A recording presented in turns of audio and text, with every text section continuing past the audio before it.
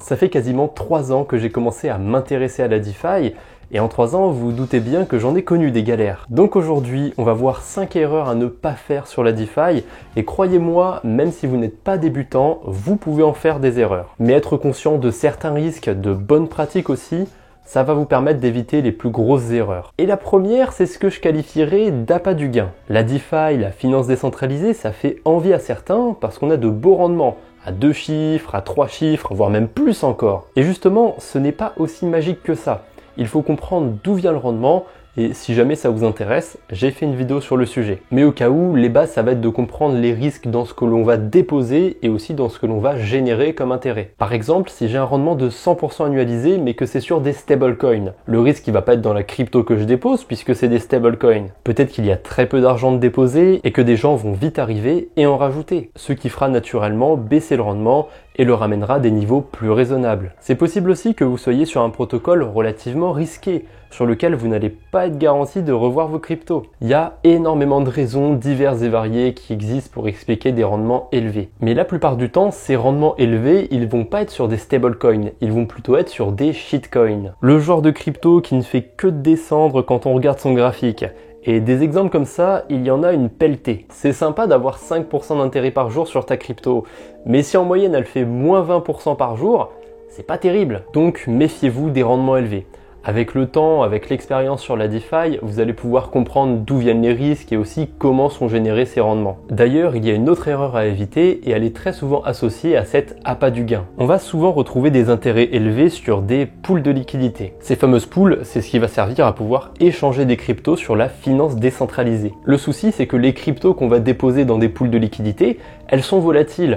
Et ça va nous créer des impermanent loss. En français, on pourrait dire que c'est des pertes éphémères. En déposant des cryptos dans des pools de liquidité, on va souvent pouvoir toucher des intérêts en faisant ça. Et ces récompenses servent à contrer les impermanent loss. Le souci, c'est que parfois c'est impossible de venir contrer des impermanent loss. Typiquement, les cryptos qui sont très inflationnistes vont générer beaucoup d'impermanent loss. Et un bon exemple de crypto inflationniste, c'est les cryptos d'AMM. Alors on a un terme un peu compliqué de la DeFi, mais en fait c'est plutôt simple. AMM, c'est tous les protocoles sur lesquels on va retrouver des outils propres à la DeFi, qui sont des pools de liquidité et de quoi faire des intérêts sur ces pools de liquidité. Et on peut aussi retrouver plein de fonctions diverses et variées comme une marketplace de NFT, une loterie ou encore d'autres jeux. Mais l'essentiel pour identifier les AMM, c'est vraiment les pools de liquidité. Un AMM très connu, c'est PancakeSwap. Et ce protocole, ils ont leur token, il s'appelle le Cake, et avec le temps, son inflation diminue, mais elle est encore présente. Et les projets similaires à PancakeSwap qui veulent se lancer,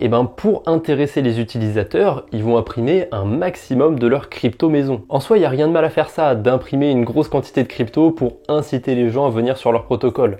C'est juste à vous d'éviter de garder ces cryptos parce que justement, elles vont être très inflationnistes et elles vont avoir tendance à baisser. Alors oui, de temps en temps, il y en a qui font des x10 en quelques semaines, mais des exceptions, il y en a partout.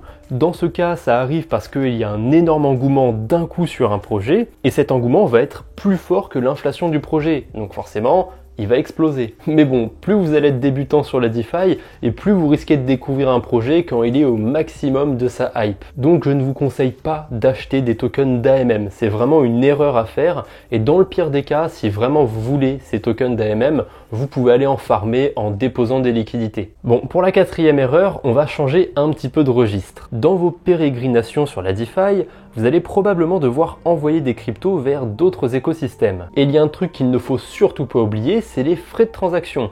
Selon la blockchain sur laquelle vous vous situez, ce ne sera pas dans la même crypto qu'on paye les frais de transaction. C'est comme quand on va changer de pays. Pour faire ses courses, pour acheter un billet de train ou peu importe, on va devoir aussi changer de devise. Donc quand vous allez bridger des cryptos, donc les envoyer d'un écosystème à un autre, assurez-vous d'avoir de quoi payer les frais sur la blockchain d'arrivée. Sinon, ce sera un aller sans retour et vous serez bien embêté. Mais heureusement, depuis, on a des outils pour nous aider. J'avais parlé de Bungee en vidéo avec la fonction Refuel, mais on a aussi le Bridge Jumper qui propose une fonction similaire. Et de toute façon, de plus en plus de protocoles proposent des fonctions similaires. Au cas où, vous avez aussi ma vidéo sur Bungee dans les fiches et dans la description.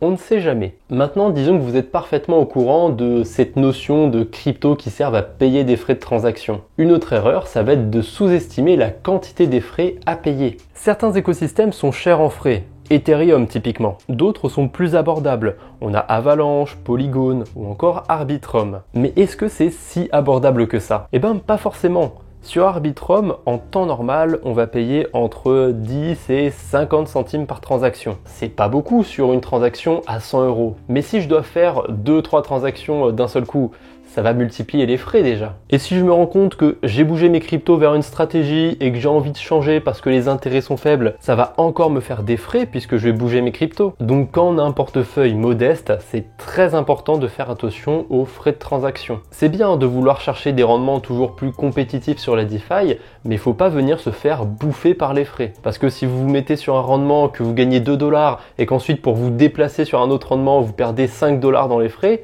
c'est pas rentable. Et accessoirement, faites attention à ne pas trop dépenser dans les frais. Ça m'est déjà arrivé de me retrouver à sec. Et allez, comme je suis sympa, je vais vous donner une 6e erreur à éviter sur la DeFi. Et cette erreur, c'est de vouloir chasser à tout prix les airdrops. Alors en ce moment, c'est le genre de contenu qui pullule sur Twitter et sur YouTube.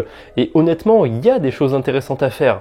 Même moi, je vous ai fait une vidéo 20 airdrops à farmer. Si vous avez vu la vidéo justement, vous savez qu'il faut faire attention à certains trucs. Le premier, c'est de tant qu'à faire, trouver des airdrops qui sont sur des projets utiles. Pour l'instant, moi j'utilise souvent le bridge Mason. Il n'y a aucun frais, voire peu de frais dessus, donc j'ai un grand intérêt à l'utiliser. Et tiens, heureux hasard, ils n'ont pas encore lancé de token, donc pourquoi ne pas espérer un airdrop en utilisant le protocole? En fait, la clé, ça va être de faire les choses intelligemment, parce que vous n'êtes jamais garanti de pouvoir toucher un airdrop. Il est donc dans votre intérêt de ne pas vous surinvestir financièrement, afin de ne pas perdre plus qu'un potentiel gain. Alors certains airdrops rapportent des sommes à 4 voire 5 chiffres, mais sur certains ce sera bien plus modeste que ça, hein. 2-3 chiffres c'est déjà bien. Donc soyez prudent quand vous farmez des airdrops, ne le faites pas sans raison et à outrance. Je suis assez curieux de savoir si vous avez d'autres erreurs auxquelles vous pensez et que je n'ai pas citées dans cette vidéo. Si c'est le cas, n'hésitez pas à les mettre dans les commentaires. Au passage, n'oubliez pas de lâcher un pouce bleu sur cette vidéo et de vous abonner si ce n'est pas déjà fait.